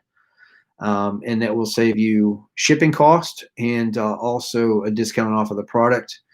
And yeah, you go to bmrsuspension.com, CB005, and be done. Or you can go see, you can do like what I did and go a little bit more in depth. You can buy all of this stuff. You can buy the 010 kit or the 762. You can buy all of it. It all works hand to hand. If you get the 005 kit, you will not need to buy the 010 kit. The Cradle bushings come with the 005. So that's what I would do. I would do a 005 and the 762. And then if you wanted to buy other stuff, you could do the same, like the adjustable toe links or whatever. But you don't need a lot. That's one of the great things about BMR and why I like to support them, is because when I first got sponsored with them, I called them. I was like, give me everything, right? And they're like, slow down, cowboy. You don't know that stuff. And here's why. And they'll tell you this. They'll tell all of you guys this. You just don't need everything. You just don't need all that stuff. It's expensive. Some of the other brands out there, they're really expensive. Nothing against Dyno. They're great. But I like BMR. I think it works.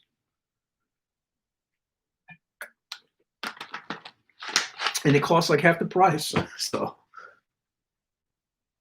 I mean, if it works, it works, right?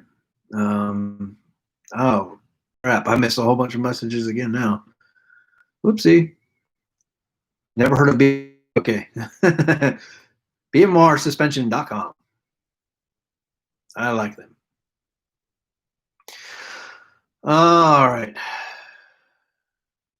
I need to go get strawberry. You hope the stores after this stream. We've been live for a long time, an hour and 38 minutes. BMR, yeah. So where did I leave off?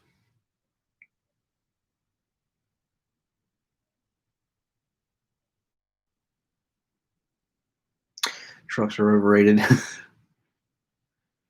GMC 2500 HD all day long. I'd get like an older truck, maybe.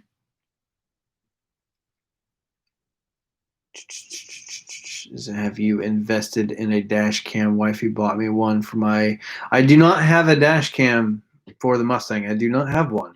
I probably should do that, like especially one that looks forward and aft, right, front and rear. I actually have a dash cam on my bike that looks both ways, and pretty cool. But I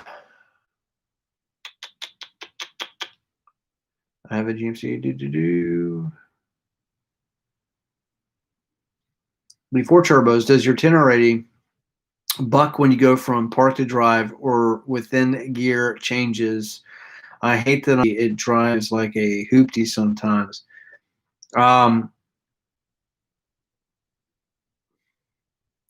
When I was in the transmission never really jerked around from park to drive. No, I think with some of the early 18s, excuse me, I think there was actually a TSB out on something like that. I'd imagine that Ken probably is familiar with it. Speed Addict 731. But if I recall, I think that was kind of a thing.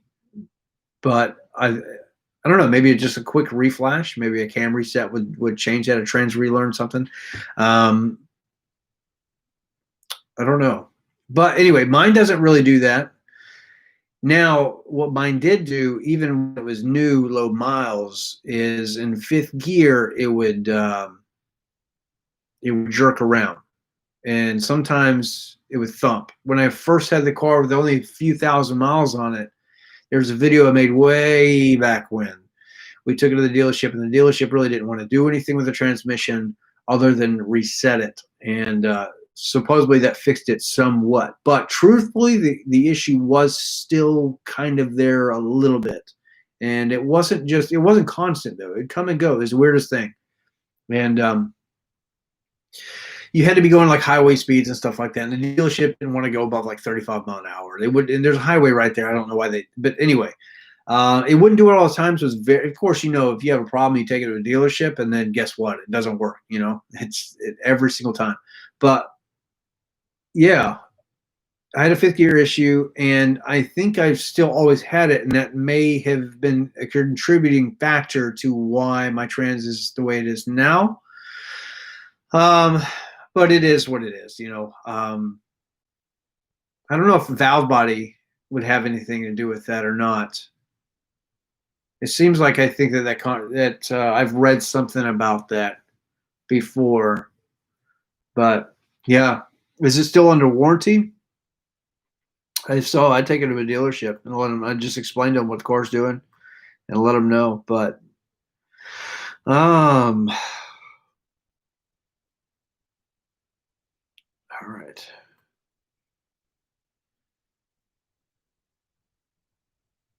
Oh yeah. So Sabino says, "Is your car tuned? Get it tuned, and it will help." That is 100% correct. So my car still did that thing, like I was just talking about in fifth gear way back when. And when I first got my car, people were talking about like ticking issues, and it was, this problem and that problem and stuff like that. So I wanted to make sure that my car was good to go for the first, 3,000 to 5,000 miles before I started really modifying it and give up that warranty. And yeah, I had a couple of issues within that time period, but a tune definitely helped to actually fix the car. The transmission got smoother and it felt more, it was just more reliable all around. It wasn't doing that bucking in fifth gear, stuff like that it was before. It seemed to have smoothed itself out with some trans tuning. So that is 100% correct. Yes.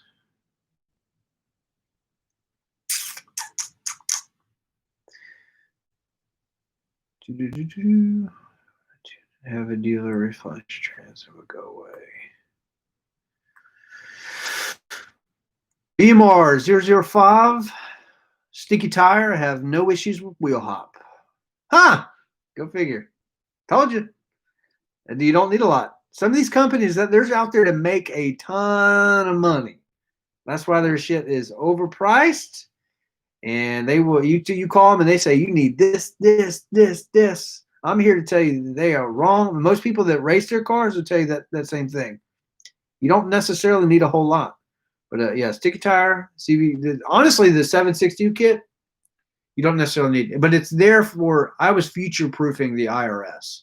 I knew that one day we were going to do something like this. Go pick Bauer, and that's why I went a little bit more in depth into mine. But if you look at some of the other companies that make suspension parts, they just seem to have a lot more in it. But the BMR stuff that I have performs just like them, but less money, right? So nobody, we all like saving money. We all like a good product. So that's why I rep the red brand, BMR. But getting my cowl hood painted tomorrow. Hopefully we'll have it on for the weekend. Oh, yeah. I remember I was talking about cosmetics earlier. I'm thinking about possibly changing. I was thinking about possibly selling that carbon fiber hood that I've got and going back to the stock one. The reason is, here, I don't know. I'm so back and forth. I'm kind of old school. I like stripes. I had the black stripes on the car before, and I like the way it looked. It was kind of factory looking.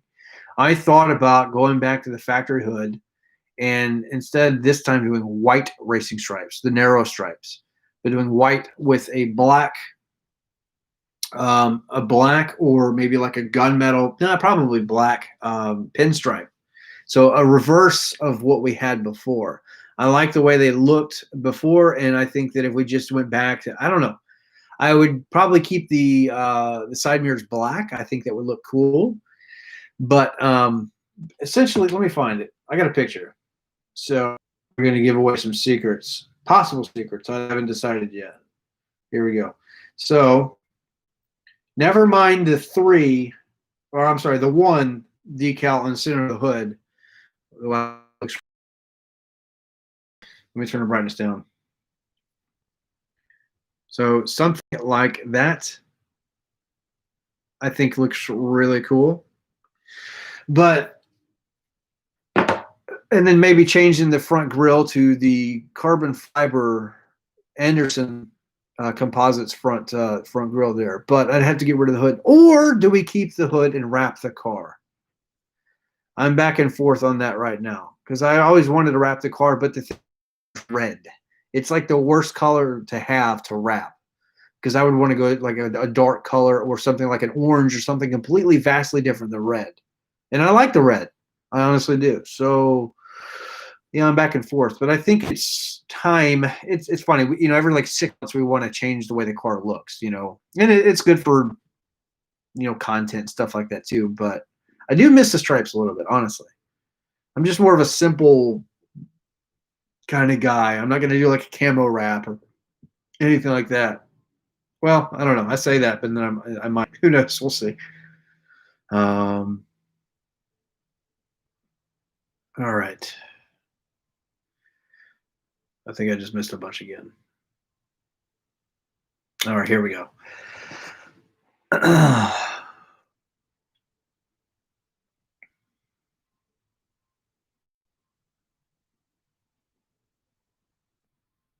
We talked about suspension.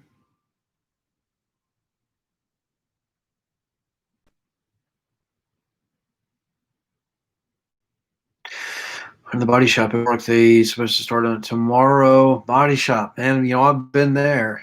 Oh my god. All right, where did we go? Oh, the whole chat just jumped. I was just starting to just got back up. Oh my god. I'm so sorry, guys. Bear with me. Most of this is just side conversation. Looks like Ken's in here a lot, which is good. He's a good friend to have. He knows what he's talking about and how to work on cars. He's helped me out quite a bit. Blue Collar Daily. What's up? In with a super chat. $5. I appreciate it. Xander 13 just got to the hospital. Can't stay long. Can't stay, but do this more often. Good luck with the trends. Thank you, sir. I appreciate that. Blue Collar Daily. Go check him out on YouTube. I think he's still got all his videos up. But anyway, good guy. And very, very knowledgeable. Very knowledgeable. Thank you for the super chat. And I hope that you're doing well. And hopefully nothing bad at the hospital. But I appreciate you stopping in, definitely. Let us know. Keep us posted. What is the price on the Hellhorse kit with a standard 4-to-1 headers? Have a 17 GT350. Well, use promo code Xana13 and you could save some money. Honestly, I don't know. The turbo kits, they're like $9,000 or $10,000 or something like that. I think for a 350, it's a little bit more. I don't know. I'd have to price one out, and also depends on what options you want. Do you want a boost controller? Do you want this and that? What size turbos will dictate? Do you want them air cooled, or do you want them like mine with the water cooled? It just depends. But I think turbo money, or yeah, so turbos are always going to cost more money. Turbo money is always big, right? But there's a lot that goes into it. It's just because you can customize the kits in a million different ways. But I'd say a safe bet's probably around $10,000 ish. Now, for a lot of people, that sounds like a lot of money. You're like, well, I could go Whipple for $8,000. You could, but it's kind of like I talked in a video once. You are going to reach a ceiling. Maybe you don't care. Maybe you're like, I want 900 horsepower, and that's it. That's all that I'd ever want. And there's nothing wrong with that. But I don't like being stranded. You know what I mean? If you spend $8,000 and you're stuck, and if you ever want to go big, well, you have to sell your stuff, or go max effort on the blower you got. You can get to a crazy horsepower with the blower, but with a turbo, it's easier and it's adjustable, which I like. It's adjustable. I really, really like the adjustability.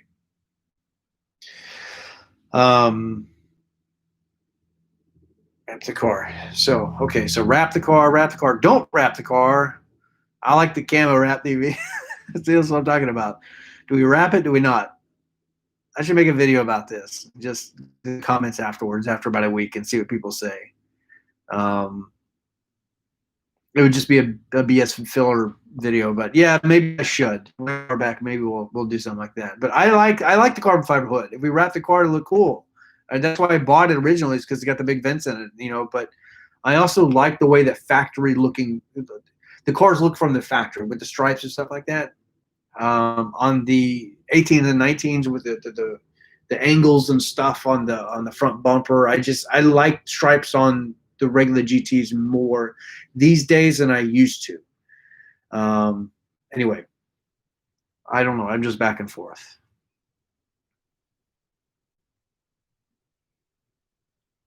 Wrapping would be more money, but and then do I sell the hood? Do I keep it for later? I don't know. Oh my God. It's just where'd it go? Just bought a boost leash air cooled. Okay. I'll tell you what, boost leash is probably what I should have done from the beginning. I know the Speed Addict in the beginning was debating on CO2 gates. But there's so much stuff you can do with a turbo kit. It's crazy. What is it, the AMS 2000 or whatever? Get rid of the whole, engaged and stuff like that, and especially it's just crazy. It gets really expensive. But I mean, you go so fast. It's crazy. But most guys out there I would think that if you're going to buy a turbo kit, you're more inclined to race more than a blower. Nothing against any of you guys out there that have that. I just think that, turbo kits are more money. If you're going to invest in that, you're probably racing your car more. Otherwise, if you like the feeling, I wouldn't say that a turbo car feels linear. It's pretty brutal with high boost. I mean, it's little lag and then it's there and you're off to the moon. So, see, okay, Sabino Guzman, see you guys on COD. Are you going to play tonight? Everyone else has a good night. Remember, if you're not first, you're last. Amen. I appreciate the $9.99 super chat. I really appreciate it. All super chats always go back into funding, some kind of whatever on the channel. At this point, I think we need to invest into another camera. So I've been using the iPhone kind of like Stang Mode does, but I think it's camera time again, because I sit there and I watch and I edit the videos and I watch them, and I don't know. It's just I sold it back. What did I sell that car? What did I sell it for? Oh, we were going to. What did I sell that for? I sold it to Ken. That's right. But why? I can't remember. So the camera, the G7X Mark II, I sold to Ken, and he seems to really like it. And I want to buy another one. It's like my favorite camera, but I can't remember why I sold it. It doesn't matter. It doesn't matter. But I want another one.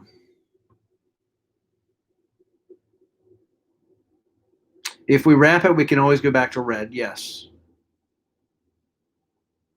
If you wrap it, we can keep the carbon fiber hood too. Yes. I would wrap the hood. This is what I would do. I would wrap the hood, and then the slits, the carbon slits, I would leave them exposed, and it would look really cool. So whatever color it would just have. But the thing is, like, if you see the car in person, slits on the hood are large. So I'm not sure how well that would actually look. In my head, it looks cool. I've seen a couple of pictures from far away where other people have done it, and it looks interesting, but in person, I don't know. But I know that stripes are a win. So I don't know. I like both. Determined veteran Alex, my camera is always for sale. We'll talk. Okay, we'll talk. So, I think I'm all caught up with everybody's stuff, but yeah, it's just easy. Says 10 to 12K budget. So yeah, that's turbo money all day. I think that 10 to 12K would take you a long way with a turbo build. You can get a lot for that money. So, anyway. Yeah, a lot of people are, yeah. Brian says, I love the hood. A lot of people are fans. I like the hood too. And, it wasn't cheap, but I just like the kind of the classy look. And the carbon is very, hey, look at me. Nothing wrong with that. I just want it to match. Maybe we'll wrap the car. Something crazy. I don't know. Maybe it'll help, it stand out a little bit more from the crowd. With a parachute hanging off the back that we'll need to be pulling here sooner than later, I think. But a determined veteran, you have a package coming tomorrow. Oh, somebody's getting some mail. So they're talking to each other.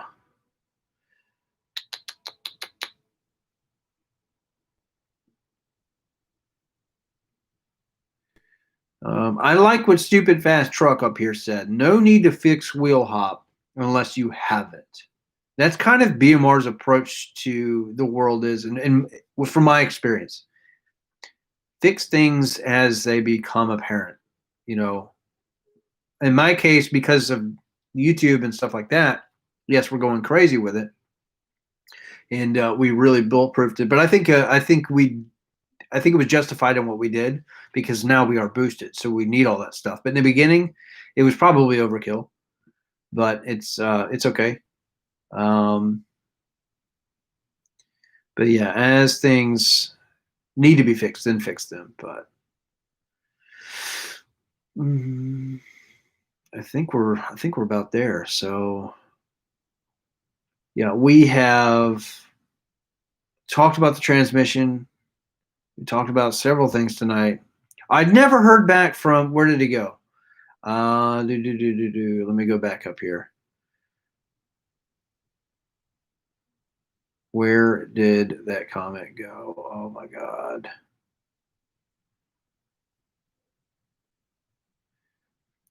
Who was it that asked me about, the Mustang house did not get back to me about what did Alex Flores say about me?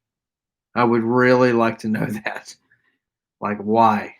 But what did he say? Did anybody in here catch that? I don't want to dig through 2 hours of his live stream to find it.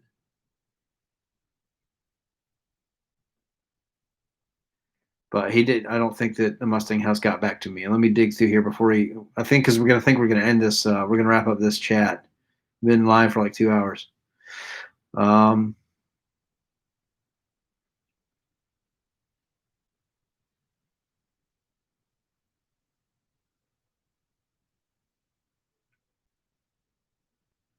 Yeah, I don't see him responding.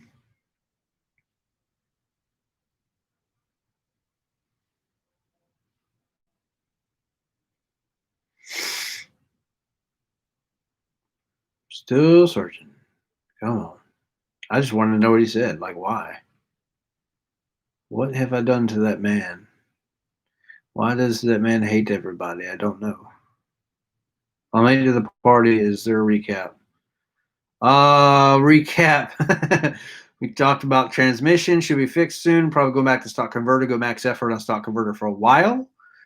We debated on selling my hood or not for wrapping the car or going back to stripes. We talked about this, that, and the other suspension, turbo kit stuff, and yeah, that's about it, I think. So, oh, and if you missed today's video from this morning, please go watch it. It was a lot of fun. We were on track in the GT500 track pack, and yeah, there is a part 2 video coming. It's already done. I just have to hit publish, and the world will be able to see it. But it was a lot of fun because we went a lot faster around the track, and it was a whole different experience.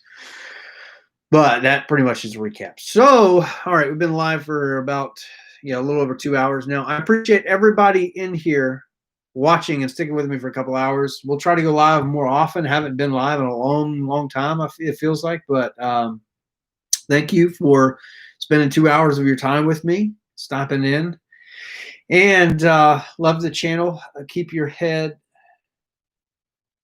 up. Can't wait to see more. I appreciate that. Yeah, always. And all of you guys out there continue to mod your own stuff. And yeah, if you have any questions, just hit me up and I'll be able to, hopefully answer them for you. But appreciate you. And thank you so much for the super chats as always. And yeah, we're going to go play Xbox, I think. So, all right, I'll see all of you guys later.